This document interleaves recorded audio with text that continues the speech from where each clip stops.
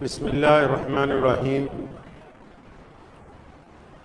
شروع اللہ کے نام سے جو بڑا مہربان اور نہایت ہی رحم کرنے والا ہے۔ تمام احباب درود پاک پڑھ لیجئے۔ اللہم صلی علی محمد وعلی آل محمد کما صلیت علی ابراہیم وعلی آل ابراہیم انکا حمید مجید۔ اللہم بارک علی محمد وعلی آل محمد کما بارکت علی ابراہیم وعلی آل ابراہیم انکا حمید مجید۔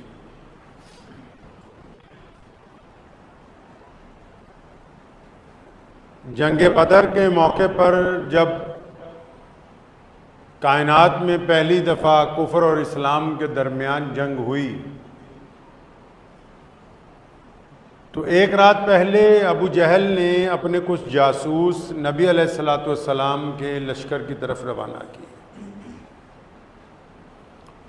مقصد یہ تھا کہ یہ پتہ کر لیا جائے کہ صبح کو جن کے ساتھ مقابلہ ہے رسیاں اکٹھی کر کے لاؤ، کیونکہ محمد صلی اللہ علیہ وسلم کے ساتھ تو صرف 313 لوگ ہیں اور ہم ان کو باندھ کے یہاں سے لے جائیں گے۔ مکے اپنے بادشاہ کو دیکھا اور انہوں نے کہا کہ آپ نے ابھی ہماری پوری بھی ہے۔ تو اب آخر میں ان جاسوسوں نے کہا کہ اب ہم کمزوری کی بات نہیں بتانے لگے، اب ہم تمہیں ان کی طاقت کی بات بتانے لگے۔ تو ابو جہل نے کہا کیا طاقت ہے ان کے پاس؟ تو ان دونوں لوگوں نے ایمان کی حالت میں رسول اللہ کو دیکھا ہو، وہ صحابی ہے جس نے کلمہ پڑھنے کے بعد نبی کے پیچھے نماز پڑھی ہو، وہ صحابی ہے جس نے محمد الرسول اللہ کے ہاتھ میں ہاتھ دے کہ پہنتا ہے 200 درہم کا سوٹ پہنتا ہے۔ آج کے درہم کی ابھی اگر قیمت لگا لیں تب بھی وہ کئی لاکھ روپے پہنچتی ہے ہماری۔ مصعب کے والد نہیں ہیں، چچاؤں نے کاروبار سنبھالا ہوا ہے، ماں سارے نخرے اٹھاتی تو پہنتے ہیں، یہ سارے کا سارا میرا ہے اور میرے بھائی کا ہے، اور ہمارا دین وہ نہیں ہے جس دین پر تم چلے گئے ہو۔ تو مصعب نے کہا پھر چچا کیا چاہتے ہو؟ کہنے لگا سن، آج کے بعد تیرا گھر وہ گھر نہیں رہا جس میں اب تو آرام کرتا تھا، ہمارے گھر سے نکل جا، ان سواریوں کو تو استعمال نہیں کر سکتا، یہ چھوڑ کے جانی ہوں گی ابھی یہاں پر۔ چچا نے سوچا تھا کہ اس کو جب دھمکی دوں گا، جب کوٹھی چھٹنے کی بات آئے گی، جب محل چھٹنے کی بات آئے گی، جب سواریوں سے پیدل چلنے کی بات آئے گی تو مصعب شاید گھبرا جائے گا۔ تو چچا نے جب یہ دھمکی دی تو مصعب بن عمیر رضی اللہ عنہ نے فرمایا ٹھیک ہے کوئی بات نہیں، میں چھوڑنے کے لیے تیار ہوں، اس بات کو چھوڑ دیجیے آپ۔ تو مصعب بن عمیر جب چلنے لگے اپنے چچا کے یہاں سے کہ بھئی میں کوٹھی بھی چھوڑ رہا ہوں، سب کچھ چھوڑ رہا ہوں، تو اس کے چچا کا غصہ عروج پر آ گیا۔ کہنے لگا مصعب ادھر آ، اب کیا بات ہے؟ کہنے لگا یہ جو تو نے کپڑے پہن رکھے ہیں، یہ سر پر جو تو نے دستار باندھ رکھی ہے، یہ جو پیر میں جوتیاں پہن رکھی ہیں، یہ بھی تو ہمارے پیسے کی، اتار اس کو۔ ضلالت پر اتر آیا۔ اب اس نے سوچا تھا کہ مصعب کو جب میں ننگا کروں گا تب اس کو خیال آئے گا کہ میں نے کون سی غلطی کر لی ہے۔ اب تاریخ دانوں نے لکھا ہے مصعب نے دستار اتار کے رکھی، کرتا اتارا، سارے کپڑے اتار دیے، تو جو ستر کا کپڑا بندھا ہوا تھا تو چچا نے کہا یہ بھی ہمارے پیسے کا، اس کو اتارو ابھی جہاں پر۔ آسان ہے یہ کہہ دینا کہ صحابہ نے کیا کیا ہے اسلام کے لیے، بدبختوں نے کبھی تاریخ نہیں پڑھی اسلام کی۔ مصعب بن عمیر جیسا شہزادہ جب اپنے چچا کے دفتر میں سے نکلے، اس کے گھر میں سے نکلے تو سر سے پیر تک بالکل برہنہ تھا، اور وہ چلتے چلتے سیدھا اپنی ماں کے کمرے میں گئے۔ ماں نے جب دیکھا کہ جوان بیٹا بنا کپڑوں کے آیا ہے تو اپنا منہ پھیر لیا، پوچھا مصعب کیا بات ہے؟ کہنے لگے اماں جب میں پیدا ہوا تھا تب بھی ننگا تھا، آج چچا نے مجھے بے لباس کر دیا ہے، اماں تو مجھے ایک لباس دے دے۔ تو ماں کے پاس کپڑے نہیں تھے مردوں والے، اس نے اپنی الماری میں سے، اپنے گھر میں سے اپنا ایک جوڑا اتارا۔ مصعب بن عمیر نے عورتوں والے کپڑے پہن کے جب محمد الرسول اللہ کے دربار پہ پہنچا ہے تو رسول اللہ نے پھر دعا دی ہے کہ مصعب جیسا بھی کوئی نہیں جس نے اسلام کے لیے اس حد تک قربانی دے دی ہو کہ اپنے بدن کے کپڑے اتار کے بھی کہہ دیا کہ محمد الرسول اللہ کو چھوڑنے والا نہیں ہوں۔ سیدنا ابو بصیر رضی اللہ تعالیٰ عنہ یہ میں واقعات آپ کو عشرہ مبشرہ کے خلفۂ راشدین، ارے ان کے واقعات تو اتنے جلیل القدر ہیں، یہ ابھی ان کے جو پیچھے والے ہیں ان کی سن لو۔ اگر ابو بکر، عمر، عثمان، مولا علی رضی اللہ تعالیٰ عنہ کی بات کروں گا زمین پھٹ جائے گی، جو انہوں نے قربانیاں دی ہیں۔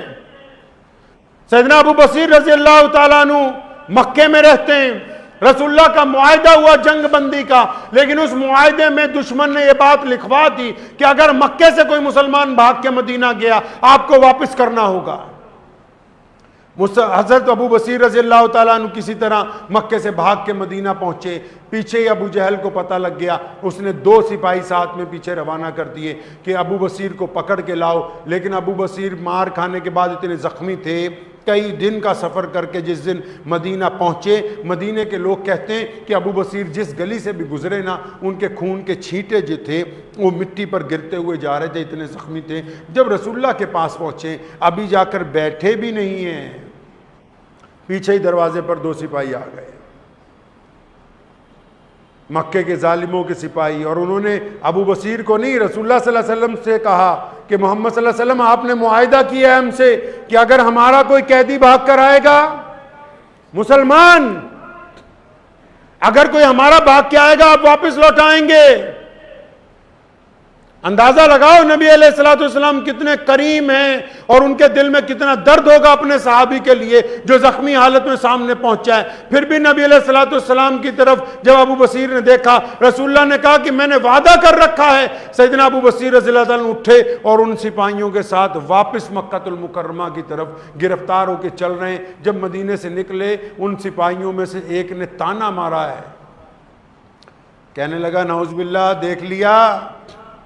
دیکھ لیا جن کے لیے تم بھاگ کے آئے تھے، جن کے لیے تم نے مکہ چھوڑا، جن کے لیے مار کھائی، آج جب تم ان کی حکومت میں پہنچے، ہمارے جاتے ہی انہوں نے تمہیں ہمارے حوالے کر دیا۔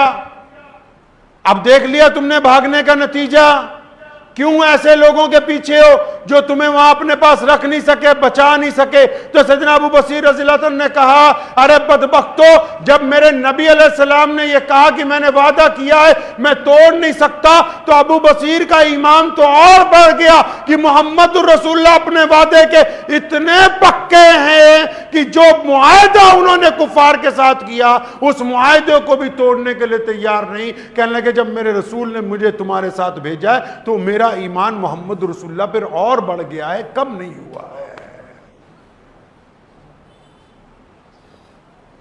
تو چلتے چلتے، کیونکہ نبی علیہ السلام اتنے دکھی ہوئے تھے اس دن، ابو بصیر کو بھیج کے نبی علیہ السلام نے اللہ سے دعا کی تھی کہ یا اللہ میرے بصیر کی مدد فرما۔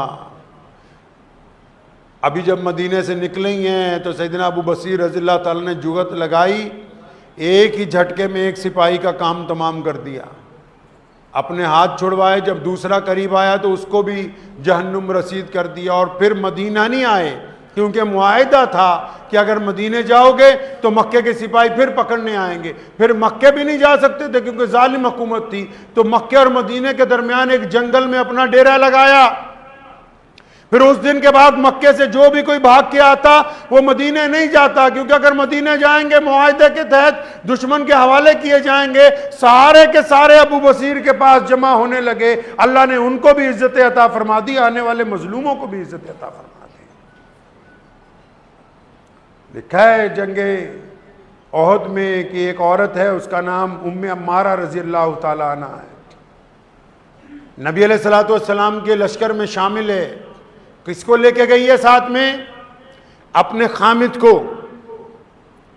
اپنے بیٹوں کو، اپنے سکے بھائی کو، اپنے والد کو، گھر کے بڑے جتنے افراد ہیں، ام عمارہ بھی ساتھ میں، نبی علیہ السلام کی نصرت کے لیے ساتھ میں ہیں، جنگ بدر میں، جنگ احد میں ساتھ میں ہیں۔ اب جنگ احد میں ایک وقت ایسا آیا کہ افواہ اڑ گئی میدان میں کہ نعوذ باللہ محمد رسول اللہ صلی اللہ علیہ وسلم کو شہید کر دیا گیا، جبکہ نبی علیہ السلام زخمی ہوئے تھے اس وقت۔ اب کیونکہ میدان جنگ بہت بڑا تھا تو نبی علیہ السلام جس حصے میں تھے ام عمارہ اس سے مختلف سمت میں تھی۔ اب جب تیزی سے دشمن نے افواہ اڑانی شروع کی کہ نعوذ باللہ ہم نے مسلمانوں کو نقصان پہنچا دیا ہے، تو ام عمارہ کے کان میں جب یہ بات پڑی نا، یہ خبر، جبکہ وہ خبر جھوٹی تھی کہ نبی علیہ الصلوۃ والسلام کو شہید کر دیا گیا، تو اس نے وہاں سے دوڑ لگانی شروع کی جہاں حضور علیہ الصلوۃ والسلام کا خیمہ تھا۔ ابھی وہ چند قدم دوڑی ہے تو کسی اور خاتون نے، صحابیہ نے ان کو پکڑا ہے، روکا، عمارہ ہاں کیا بات ہے بتاؤ، وہ تمہارے والد جو تمہارے ساتھ آئے تھے نا، ہاں آئے تھے میرے ساتھ میرے ابو، تو وہ جنگ میں کام آ گئے، شہید ہو گئے۔ کہنے لگی اللہ کا شکر ہے کہ وہ اچھی جگہ پہنچ گئے، لیکن تم مجھے یہ بتاؤ کہ محمد الرسول اللہ کیسے؟ یہ نہیں پوچھ رہی کہ باپ کا جنازہ کہاں ہے، کہاں شہید ہوئے، کس نے کر دیا، نہیں، یہ بتاؤ محمد الرسول اللہ کیسے ہیں؟ اب سامنے والے کا جواب سننے کا انتظار نہیں کیا ام عمارہ نے، پھر دوڑ لگائی ہے تو کسی نے رستے میں آواز دے کے روکا، عمارہ وہ تیرا شہزادہ، تیرا بیٹا جو ہے وہ اس جنگ کے اندر کام آ گیا۔ فرمایا کوئی بات نہیں، کیا تجھے یہ خبر ہے کہ رسول اللہ کیسے ہیں؟ کیا تمہیں اس بات کی اطلاع ہے کہ محمد رسول اللہ کیسے ہیں؟ ابھی وہ بندہ چپ ہے تو ام عمارہ پھر دوڑ لگا رہی ہے۔ محدثین نے نقشہ کھینچا ہے اس کے جنون کا، اس کی محبتوں کا۔ اسی طرح نہیں یہ دین ہم تک پہنچا، جب وہ چند قدم اور چلی کسی نے آواز ماری، عمارہ تیرا خامد اللہ کے راستے میں شہید ہو گیا۔ فرمایا کیا تو یہ جانتا ہے کہ محمد الرسول اللہ اس وقت کس حالت میں ہے؟ کہتا نہیں، پھر وہاں سے آگے چل پڑی۔ ایک عورت جس کے لیے باپ ساری محبتوں کا محور ہوتا ہے، ایک عورت جس کے لیے بیٹا اپنی زندگی کا مقصد ہوتا ہے، ایک عورت جس کے لیے شوہر اپنی جان سے زیادہ عزیز ہوتا ہے، وہ ان کی شہادتوں کی بات سنتی ہے لیکن ان کے اوپر محمد رسول اللہ کو ترجیح دیتی ہے۔ اور چند قدم آگے چلی، کسی نے کہا عمارہ تیرا بھائی اللہ کے راستے میں شہید ہوا۔ فرمایا تم یہ کیوں نہیں بتاتے کہ محمد رسول اللہ کیسے ہیں؟ جب اس مقام پر پہنچی لوگوں نے کہا رسول اللہ ٹھیک ہے، فرمایا ایسے نہیں، جب تک میں محمد رسول اللہ صلی اللہ علیہ وسلم کو دیکھ نہ لوں۔ آپ علیہ السلام کا نورانی چہرہ دیکھا تو عمارہ نے کہا یا رسول اللہ آپ کے چہرے پر، آپ کی ذات پر، آپ کی رسالت پر، آپ کی نبوت پر، آپ کی قیادت پر، آپ کی امامت پر باپ، بھائی، بیٹے، خامد سارے کے سارے نثار ہیں۔ عمارہ خود بھی نثار ہو جائے، بس اللہ آپ کو سلامت رکھے، ہمیں اس کے علاوہ اور کچھ نہیں۔ نعرہ تکبیر! نعرہ تکبیر! اسماء بنت ابو بکر رضی اللہ تعالیٰ عنہ کو پکڑ لیا ابو جہل نے۔ جس دن نبی علیہ السلام غار کی طرف گئے ہیں، حضرت ابو بکر صدیق کے ساتھ نکل پڑے۔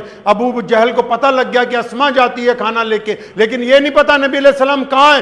ابو جہل نقصان پہنچانا چاہتا ہے، اسماء کو مارا، اتنا مارا کہ کان پھٹ گیا، جسم کے متعدد حصوں سے خون رسنے لگا۔ اسماء کو ابو جہل پوچھتا ہے بتا محمد رسول اللہ کہاں ہیں؟ ابو بکر تیرے والد ان کو کہاں لے کے گئے ہیں؟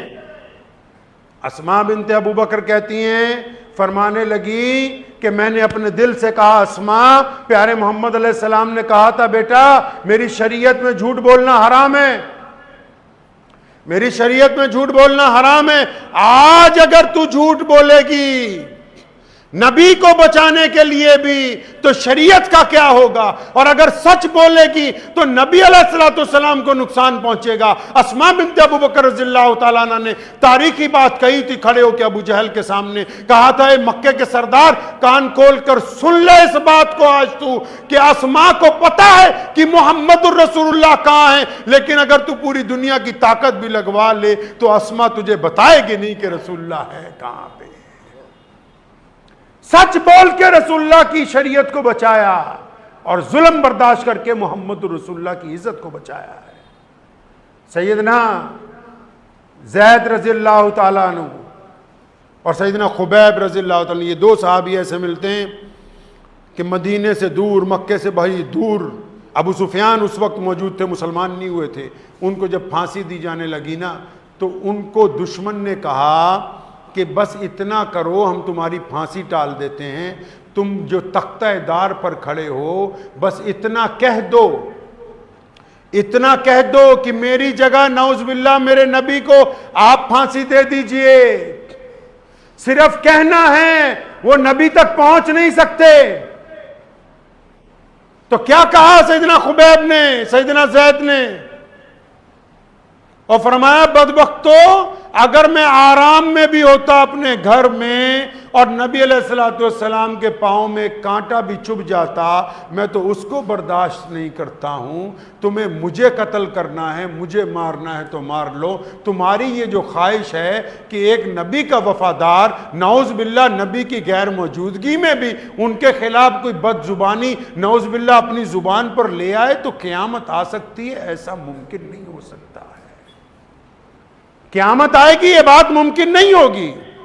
زید بن حارثہ کو شاید آپ جانتے ہو، وہ ایک ایسے بچے ہیں جو نبی علیہ السلام کے گھر میں پلے اور بڑے شہزادے تھے، لیکن جب نبوت کے گھر میں پہنچے تو غلام تھے، بک کر آئے۔ وہ کہیں سفر میں جا رہے تھے، رستے میں ڈاکو نے حملہ کیا، گرفتار کر لیا، لا کے مکے میں بیچا۔ ایک بندے نے خرید لیا، وہ بندہ سیدنا خدیجہ رضی اللہ عنہ کا بھائی تھا، اس نے تحفے میں بھتیجا تھا، اس نے تحفے میں یہ غلام اپنی پھوپھی جان کو یعنی ہماری ماں امی خدیجہ کو تحفے میں دے دیا۔ اب وہ بچہ نبی علیہ السلام کے گھر میں پلنے لگا، وہیں پر جوان ہوا ہے۔ تو جب ایک دفعہ سفر میں کہیں گئے، کچھ لوگ اس کے علاقے کے آئے، انہوں نے اسے دیکھا، ارے یہ تو زید بن حارثہ ہے، حارثہ کا بیٹا، یہ تو بڑے لوگ ہیں، زید تم یہاں کیسے؟ میں تو یہاں پہ غلام ہوں، یہاں کیا کرتے ہو؟ محمد رسول اللہ کے گھر پہ رہتا ہوں۔ انہوں نے جا کے اس کے باپ کو بتایا، اس کی ماں کو بتایا کہ تمہارا بیٹا جو بچھڑ گیا تھا نا، وہ آج کل مدینے میں ہے، محمد رسول اللہ کے گھر میں رہ رہا ہے۔ وہ لوگ گھر سے چلے کئی بوریوں میں مال لے کے، کئی بوریاں سامان کی لے کے، دولت کی لے کے، کہ اپنے غلام بیٹے کو چھڑوانا ہے۔ اس وقت رواج تھا دنیا میں کہ لوگوں کو خرید لیا جاتا تھا، بیچ دیا جاتا تھا۔ زید بن حارثہ کے والد جب پہنچے نبی علیہ السلام کے پاس، انہوں نے کہا ایسے ایسے ہمارا بیٹا آپ کے پاس ہے۔ آپ صلی اللہ علیہ وسلم نے کہا بالکل ہے، بلوایا ان کو۔ تو انہوں نے کہا کہ یا رسول اللہ ہم تو اسے آزاد کروانے لائے ہیں۔ تو نبی علیہ السلام نے فرمایا یہ تو ہمارے پاس آزاد ہی ہے، مجھے تمہاری کسی قیمت کی ضرورت نہیں ہے، آپ اس کو لے جا سکتے ہیں۔ اب زید بن حارثہ کو ان کے بھائی نے کہا، امی بہت روتی ہے۔ والد سے جب وہ ملے تھے دھاڑے مار مار کے رونے لگے تھے، وہیں کئی سال بعد ملاقات ہوئی تھی، چچا بھی ساتھ میں آئے تھے۔ اب انہوں نے جب سب سے ملا لیا، جب باپ نے چچا نے کہا ہم تجھے لینے آئے ہیں، اب تجھے ہمارے ساتھ واپس اپنے گاؤں جانا ہے، اپنے شہر میں جانا ہے، تو زید بن حارثہ تو اچانک پلٹ گئے، مکر گئے، فرمانے لگے میں محمد الرسول اللہ کو چھوڑ کے جانے والا نہیں ہوں۔ باپ حیران ہے کہ ایک بندہ غلامی پر ترجیح دے رہا ہے آزادی کو، اپنے آپ کو غلام بنا کے رکھنا چاہتا ہے۔ تو ان کے بھائی نے، والد نے پوچھا یہاں ایسا کیا ہے، یہاں تو غلام ہے؟ فرمایا نہیں ابا جی، جو محمد الرسول اللہ کے ساتھ رہتے ہیں وہ رسول اللہ کے غلام ہیں، دنیا کے مالک ہیں۔ وہ جو رسول اللہ کے غلام ہیں وہ کائنات میں معزز ہیں۔ جنہوں نے رسول اللہ کی غلامی کو اختیار کیا، اللہ نے ان کو عزت عطا فرمائی۔ ان کے بھائی اور والد کہتے ہیں کہ یہ حسن اخلاق جب ہم نے اپنے بیٹے سے سنا کہ یہ رسول اللہ کے گھر میں رہ کے اپنے آپ کو ماں باپ کے گھر میں رہنے سے زیادہ ترجیح دیتا ہے، تو ہم مجبور ہو گئے کہ ہم کلمہ لا الہ الا اللہ محمد الرسول اللہ پڑھ کے ہم بھی مسلمان ہو جانے چاہیے۔ صحابہ کرام رضی اللہ تعالی اجمعین کی قربانی ہے، یہ ان کی قربانیاں ہیں صحابہ کرام رضی اللہ تعالی اجمعین کی۔ مولا علی کرم اللہ وجہ نے فرمایا تھا یا رسول اللہ جان مال تمام چیزوں سے بڑھ کر آپ ہیں ہمارے لیے، اور پھر مثال دے کے سمجھایا اپنے ساتھیوں کو کہ ہم تو اس حد تک رسول اللہ سے پیار کرتے ہیں جیسے کبھی شدت کی گرمی ہو اور بندے کو پانی نہ ملا ہو اور وہ چاہتا ہو کہ ایک ٹھنڈا پانی مل جائے، دل میں کتنی چاہت ہوتی ہے کہ میں ٹھنڈا پانی پیوں گا تو میرے جگر کو اندر طبیعت کو ٹھنڈک پہنچے گی۔ فرمایا یا رسول اللہ آپ تو ہمارے لیے ایسے ہیں جس طرح ہمیں امید ہو کہ ٹھنڈا پانی مل جائے گا، آپ اس سے بھی زیادہ ہم سے معلوم۔ جو لوگ نعوذ باللہ آج کل صحابہ کرام رضی اللہ تعالی اجمعین پر تنقید کرنے کی کوشش کرتے ہیں، کون ہیں یہ لوگ؟ آپ سمجھتے ہیں مسلمان ہیں؟ نہیں۔ آپ سمجھتے ہیں منافق ہیں؟ نہیں۔ ارے یہ منافقوں سے بھی نیچے کے درجے کے مرتد ہیں، دشمن کے اعلی کار ہیں۔ کیوں؟ دنیا میں ایک طریقہ ہے کہ جب آپ کا کسی پر بس نہیں چلتا نا جب آپ کا کسی پر بس نہیں چلتا کہ سامنے والے کسی بڑے آدمی کی آپ برائی کرنا چاہیں، آپ کا بس نہیں چلتا، ڈر لگتا ہے آپ کو، تو آپ پھر اس کو کچھ نہیں کہتے، اس کے دائیں بائیں دوستوں کی، رشتہ داروں کی، جاننے والوں کی برائیاں کرتے ہو۔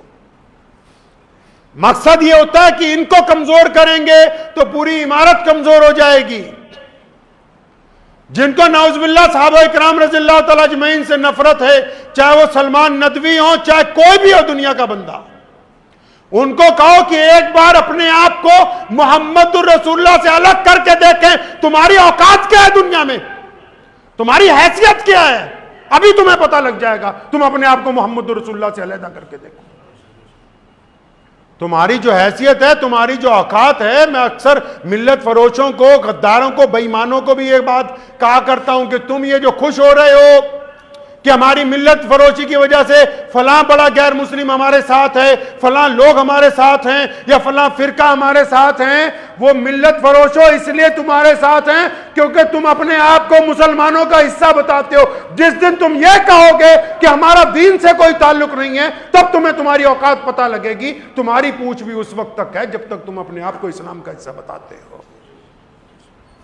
اگر آپ اسلام کا حصہ نہیں ہوتے تو آپ کو کوئی نہ کہتا کہ تم کس کے خلاف کیا بکواس کرتے ہو۔ اور یاد رکھو، یہ بڑی قیمتی بات ہے، میرے والد صاحب رحمۃ اللہ علیہ سے میں نے متعدد مرتبہ سنا، صحابہ رضی اللہ تعالیٰ عنہ کی شان میں بھی، اہل اللہ کی شان میں بھی، ولی جو ہوتے ہیں اللہ کے ان کی شان میں بھی، جو بندہ بے ادبی کرتا ہے، نبی تو بہت بڑے مرتبے پر ہیں اور محمد رسول اللہ صلی اللہ علیہ وسلم تو چاند کی طرح ہے، کوئی اس طرف منہ کر کے تھوکنا چاہے گا تو واپس تھوک اس کے چہرے پہ آنے والا ہے۔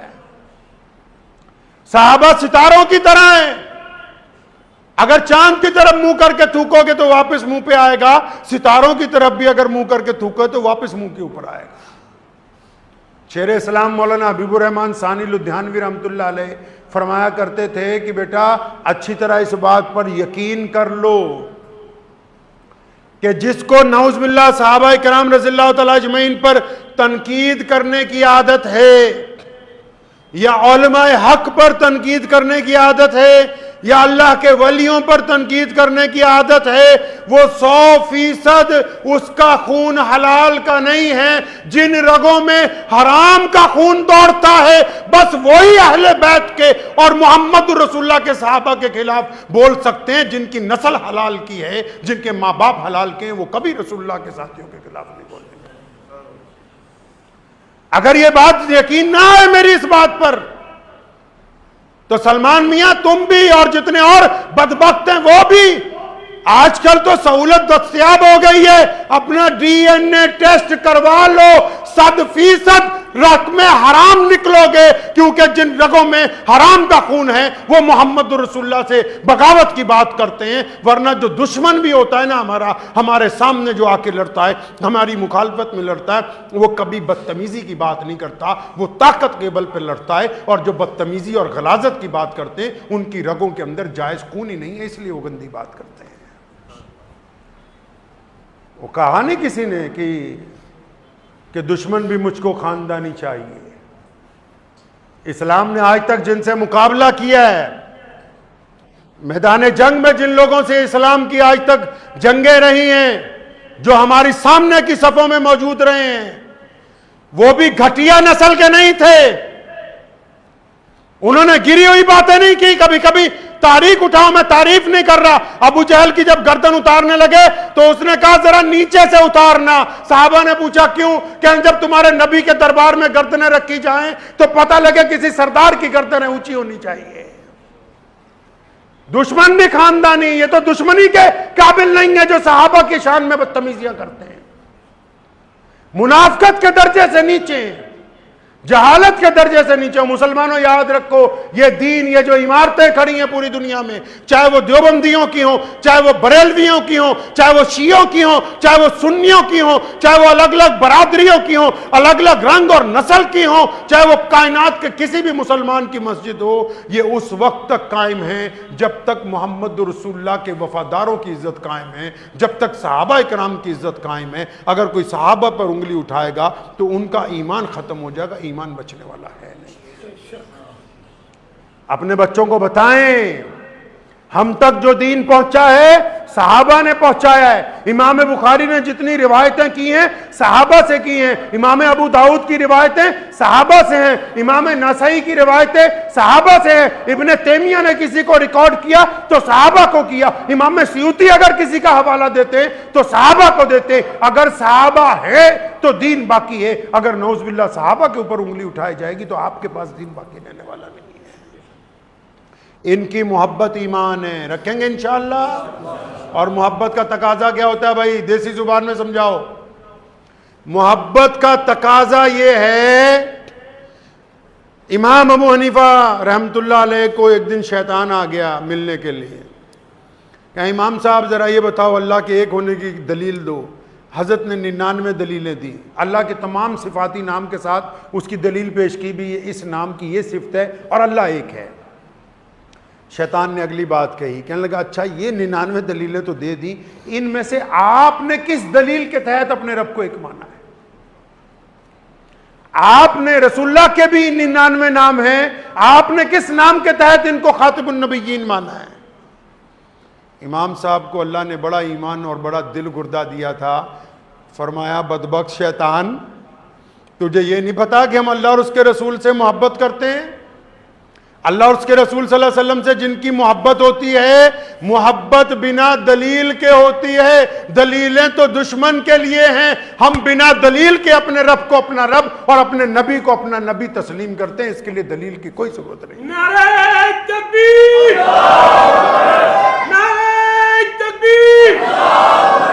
ختم نبوت! ختم نبوت! نعرہ تکبیر!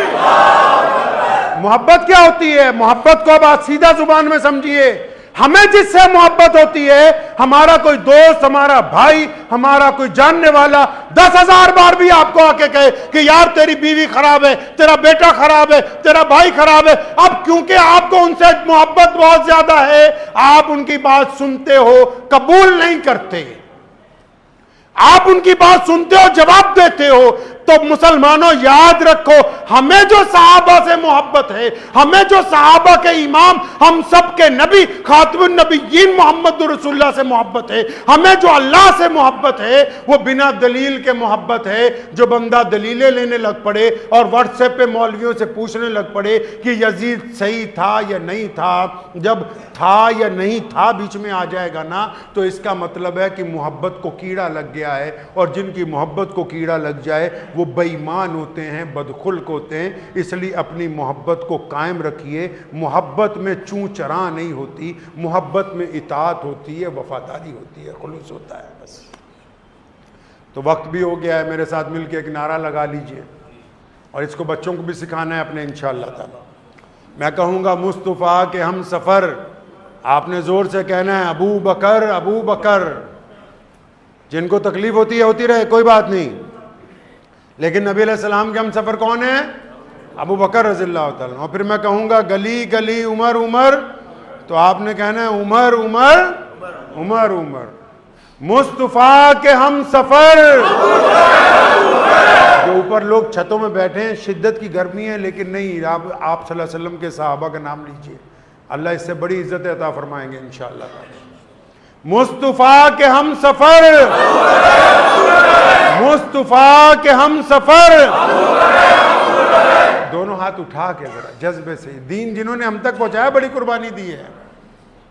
مصطفیٰ کے ہم سفر، مصطفیٰ کے ہم سفر. گلی گلی ڈگر ڈگر، گلی گلی ڈگر ڈگر. ختم نبوت، ختم نبوت.